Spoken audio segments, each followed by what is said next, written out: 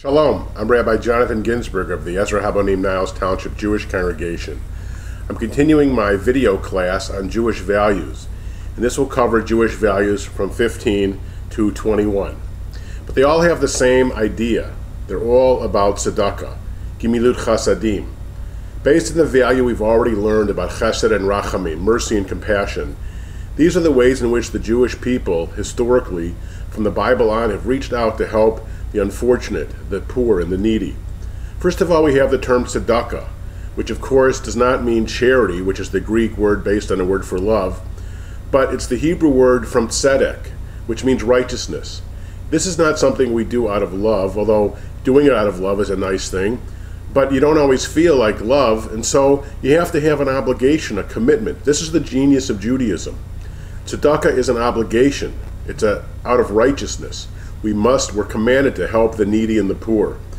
Now, the way in which we did this historically depended on the economy. When our ancestors were farmers, like in part of the biblical period, the Torah, the 5 books of Moses, commands us to give what we had, which was food.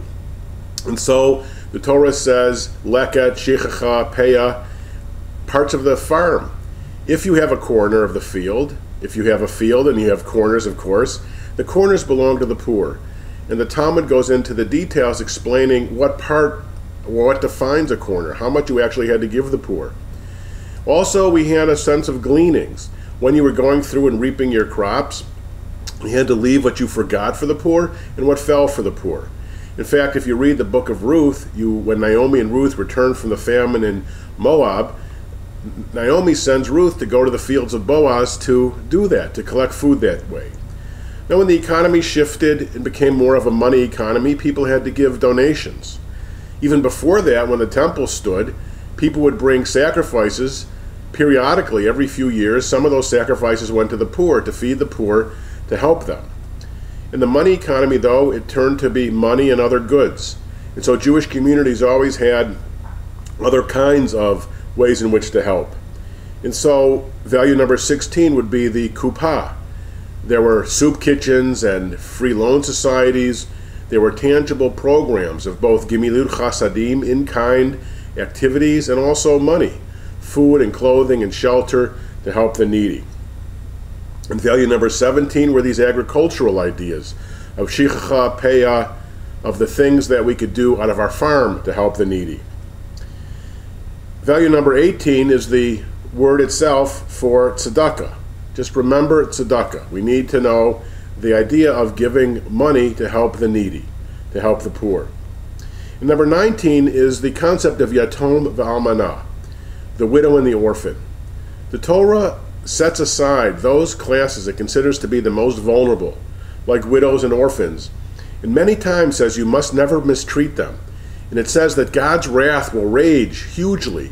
It seems that God has a special interest in the vulnerable people, especially widows and orphans and strangers, to make sure society protects them.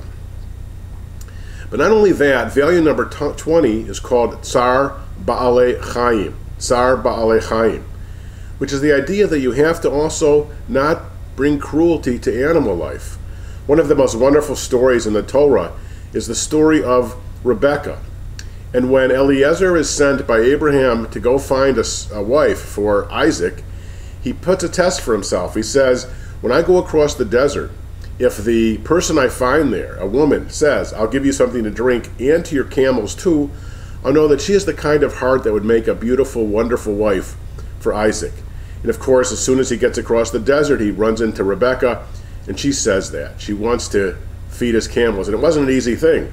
There were many camels, and every time you went to the well, you had to go down a lot of steps, carry up a lot of water. It was a very big, tough job. But she had the kind of heart. And so we can't ever have cruelty to animals. Tsar ba'alei chayim. We have to respect animal life. And finally, value 21 is providing a service to people who are perhaps the most vulnerable, people who are in captivity. There was a long time when people would kidnap a Jew and sail down the coast to another Jewish community that never met that Jew and demanded ransom. In fact, when we were trying to rescue Soviet Jewry from the brutal thumb of the Soviet Union, they demanded ransom. They demanded that we pay per Jewish head. And so the idea of rescuing those in captivity, Pidyon Shvuyim, is another manifestation of this great notion of acting out of righteousness and compassion. So let's review these ideas.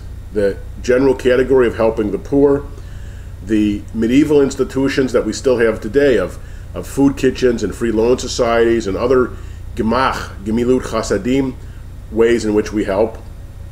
The idea of lechacha, shicha, and peah, of the things we can do when we were farmers to help the poor by giving them food.